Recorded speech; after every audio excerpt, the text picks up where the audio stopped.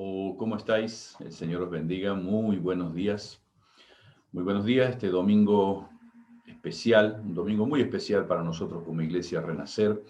Estaremos retomando los cultos a partir de las 18 horas, aquí justamente detrás del parque acuático en Mijas. En tanto, seguimos con este análisis exegético muy por encima para traer simplemente conceptos que aclaran lo que para nosotros es hoy un principio espiritual y que vemos aquí en cosas reflejadas de las instrucciones que el Señor dio a Moisés para el pueblo de Israel. Habíamos visto en el día de ayer cómo en el capítulo 4 la atención de la enseñanza bíblica está sobre los pecados cometidos inconscientemente, pecado por yerro, dicen algunas versiones. En el capítulo 5 continúan las descripciones para los diferentes ritos que se deben llevar a cabo por los sacrificios, pero en este caso ya en el capítulo 5 evidenciamos la necesidad de el pecado cometido, el pecado que es cometido a propósito, el pecado en el cual hay responsabilidad. ¿Sí? Porque la verdad es que como seres humanos somos muy tendientes a evitar la responsabilidad. Y esto viene desde el jardín del Edén, ¿sí? Cuando Dios le pide explicaciones a Adán de por qué había comido, no dijo ni porque tuve curiosidad, ni porque me gustó, ni porque... No, dijo, la mujer que me diste me dijo que comiera. Adán responsabilizó a Eva y cuando Dios le preguntó a Eva por qué, Eva hizo lo mismo que Adán. Dijo, es que la serpiente me tentó. En otras palabras, la explicación dada es, yo no tengo ninguna responsabilidad. Pues el capítulo 4 habla de los pecados en los cuales no hay responsabilidad. Pecado por yerro, por ignorancia. Desde el capítulo 5 hay un énfasis particular en que la persona reconozca su pecado. Los pecados cometidos voluntariamente son mucho más graves porque demuestran intencionalidad y desprecio por la ley de Dios. Y ahí está la gravedad. ¿Por qué? Porque normalmente el pecado incluye dos áreas de nuestra vida, nuestra relación con Dios y nuestra relación con las demás personas. El nivel de responsabilidad por las propias acciones se evidencia en el capítulo 5 desde el desde el primer versículo. El primer versículo dice, si alguno pecare por haber sido llamado a testificar y fuere testigo que vio o supo y no lo denunciare, es decir, nos llaman a testificar, decimos, no, yo no vi nada, cuando en realidad vimos. La Biblia dice, llevará su pecado, será tan responsable como aquel que cometió el pecado. ¿Por qué? Porque intencionalmente está queriendo traer sombras cuando es llamado a traer luz. Es decir, la responsabilidad cae. El versículo 4 dice, si alguno jurare a la ligera, sí, no, yo te aseguro, cuando en realidad no estamos seguros. Pero lo decimos porque total no importa. Dice el versículo 4, si alguno jurare a la ligera con sus labios, hacer mal o hacer bien, en cualquier cosa que el hombre profiere con juramento, y él no lo entendiere, ¿sí? No entendiere la gravedad de lo que está diciendo, si después lo entiende, será culpable. Es cierto que yo puedo decir, uy, no me di cuenta, pero ¿a quién estoy engañando? A los demás. Porque si yo realmente me di cuenta, estoy pretendiendo autoengañarme, lo cual es una tontera enorme, pero también estoy pretendiendo engañar a Dios, que sabe la intención con la que yo dije o hice. Por eso Moisés recibe esto y lo traslada al pueblo, ¿sí? Desde el versículo 7 y hasta el final del capítulo 5, encontramos algunas explicaciones interesantes y aparece una palabra que no siempre es comprendida, y es la palabra expiación.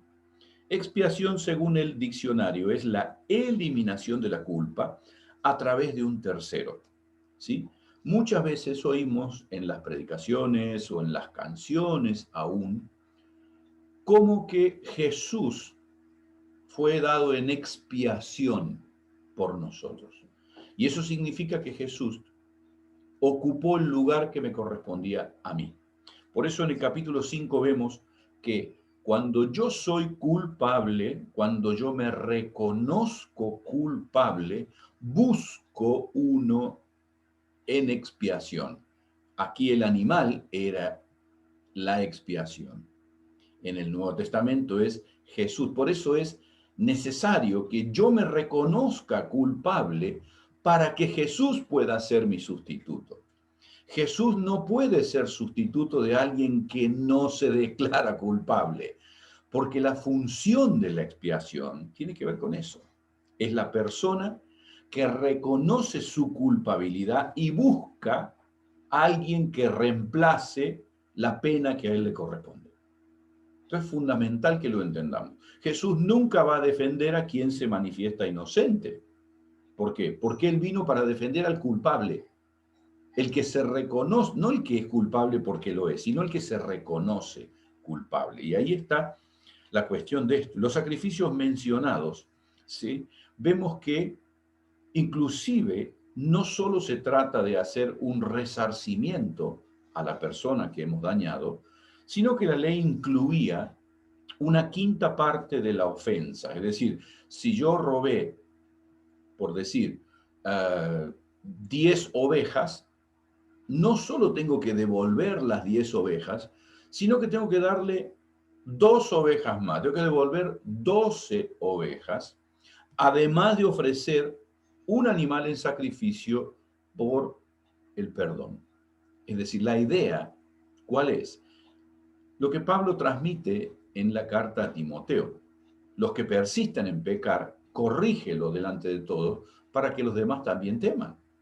Es decir, el deseo de Dios con la ley no solo es castigar y corregir al culpable, sino que los demás podamos ver que si yo hago algo que está mal, no solo debo asumir mi culpa, sino que además va a tener un precio.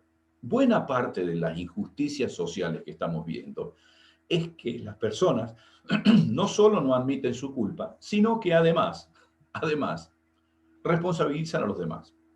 Entonces, indudablemente, el valor agregado dice, upa, si yo cometo este pecado, si yo cometo este robo, voy a tener que no solo devolver eso, voy a tener una multa, por así decir, y voy a tener que reconocerlo delante de todos. Está claro que aquí la integridad, la coherencia, la transparencia brillan por encima de todos los preceptos que podemos encontrar. Y aún hay parte del capítulo 6 hasta el versículo 7 que habla precisamente de este caso, ¿sí? Y nos encontramos hoy como sociedad buscando ejemplos de este tipo. ¿Por qué? Gobernantes, legisladores, empresarios. No, yo no sabía, yo no esto, yo no el otro. Eh, ha sido sonado en Argentina lo que ha pasado en estos días, como con el tema de la vacunación, el ministro de Salud de Argentina ha llamado a sus amigos para que se pudieran colocar la vacuna. Ah, no sabía que eso no se podía hacer con una mano en el corazón, independientemente del color político que uno pueda llegar a tener. No sabía. No, por favor.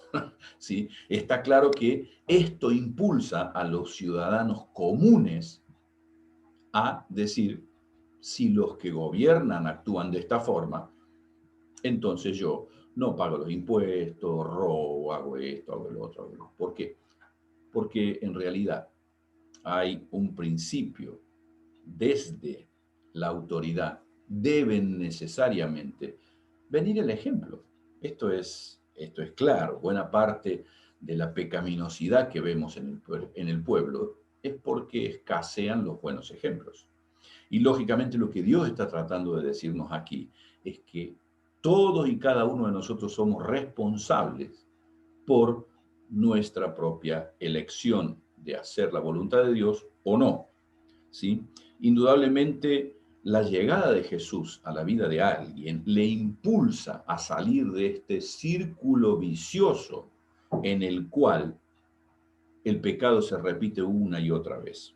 Y esto lo vemos en las palabras de Zaqueo, cuando él se convierte, dice Lucas 19, entonces Zaqueo puesto en pie, le dijo al Señor, he aquí, la mitad de mis bienes doy a los pobres, y si en algo he defraudado, se lo devuelvo cuadruplicado.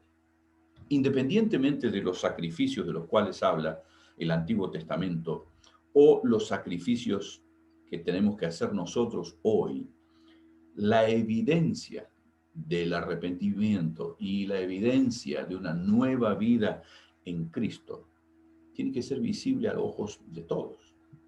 No estoy hablando de personas perfectas y que no pequemos nunca más, pero sí que el sacrificio de Cristo, cuando lo aplicamos a nuestra vida, debe transformar totalmente nuestra relación con Dios y con los demás.